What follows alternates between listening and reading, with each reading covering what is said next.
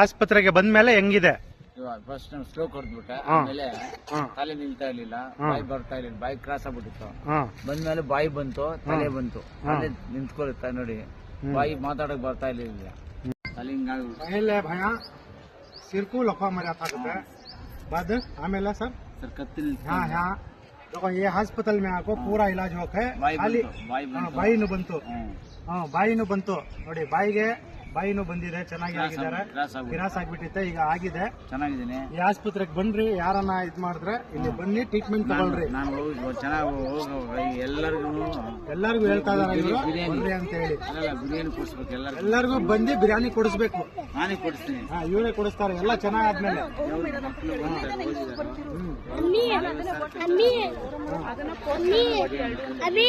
अभी